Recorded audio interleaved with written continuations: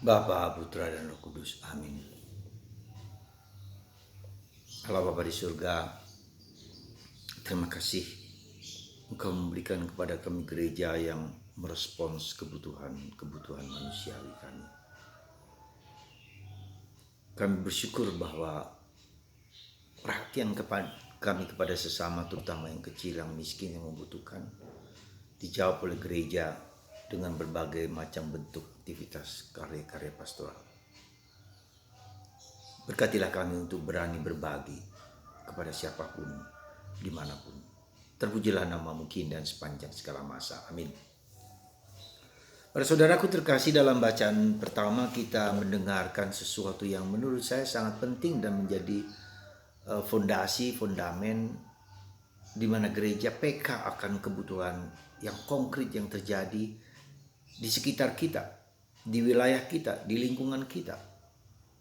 Jadi kita bisa melihat gereja awali merespons kebutuhan pelayanan untuk orang-orang janda, untuk orang miskin, orang yang terpinggirkan, orang yang tidak dianggap, orang kecil.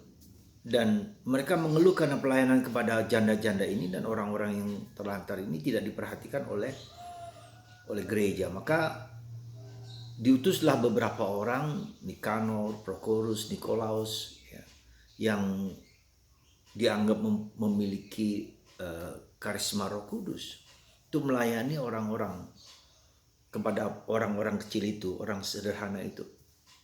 Sehingga para rasul fokus kepada karya pelayanan sabda dan karya pelayanan memecah-mecahkan roti. Di awal gereja hal ini muncul. Jadi sesuatu yang menurut saya menjadi contoh, menjadi teladan, menjadi pola bahwa gereja harus peka terhadap kebutuhan umatnya sendiri, ya, umatnya juga dan umat di sekitar lingkungan kita. Kepekaan ini, ketajaman ini untuk merespons kebutuhan ini ditanggapi oleh para pemimpin, para rasul, sehingga mereka sungguh memperhatikan aspek pastoral, karya-karya pastoral, karya-karya cinta kasih, tetapi juga tidak mengabaikan karya pemecahan roti, sakramen, dan berbagai acara-acara liturgis dan sakramentalia. Di sini kita bisa melihat karya gereja yang mencakup koinonia, kerugma, diakonia, ya, pewartaan sabda. Jadi ketiga faktor itu penting. Diakonia, pelayanan kepada siapapun, orang miskin, orang terlantar, kepada orang yang tidak diperhatikan. Kerugma, karya pewartaan kabar gembira. Ya, kemudian juga koinonia, persekutuan, soliditas.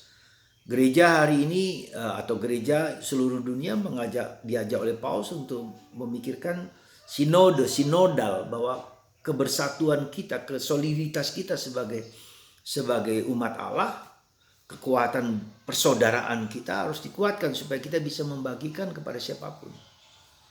Kita tidak lagi cukup hanya bertengkar dengan soal-soal kecil, soal sederhana, konflik soal internal, tapi juga lebih memperhatikan juga aspek persaudaraan eksternal. Seperti misalnya hari ini kita merayakan Idul Fitri. Ada banyak kegiatan-kegiatan gerejawi, lokal atau pribadi yang memperhatikan sesama kita, siapapun juga. Tuhan tidak mempedulikan apakah dia agama A, B, dan C, tapi ketika semua kebutuhan memang diinginkan oleh banyak gereja, banyak tempat, ya kita berbagi, ya, karena kita satu Allah yang sama, meski dengan cara yang berbeda-beda dan perspektif dan teologi yang berbeda-beda, tapi Tuhan tidak memperhatikan, tidak mempedulikan hal-hal yang seperti itu, gitu loh. Ya, jadi itu yang pertama. Jadi kita bisa melihat dengan sikap gereja awal yang demikian menjadi contoh dan gerakan kita bersama untuk lebih memperhatikan dan mendengarkan, ya, kebutuhan-kebutuhan yang dirasakan oleh seluruh umat, baik internal maupun eksternal. Satu contoh kecil ketika di paroki Sidikalang ini, para pastor memberkati seluruh rumah umat Katolik. Jadi desa, dengan banyak jauh dimanapun juga di stasi-stasi ya.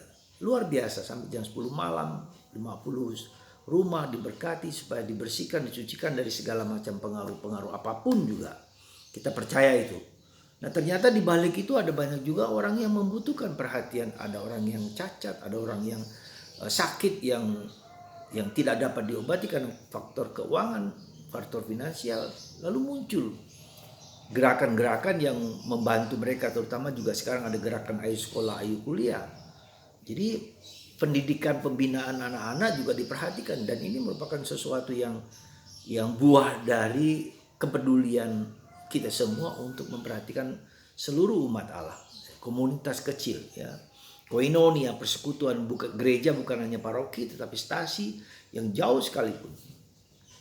Itu yang pertama. Yang kedua, hari ini Yesus meneguhkan para rasul supaya jangan takut. Ini aku. Ya. Ketika Yesus datang kepada para murid yang sedang dalam di kapal, mereka mengira itu hantu, tapi Yesus mengatakan ini aku. Ya, jangan takut. Pengalaman aku, ini aku, perjumpaan antara kita dengan Yesus yang hadir, yang hidup dalam keseharian kita, dalam pekerjaan kita, ini merupakan suatu pengalaman refleksi yang dalam ketika kita melihat kehidupan kita seperti apapun sehari-hari.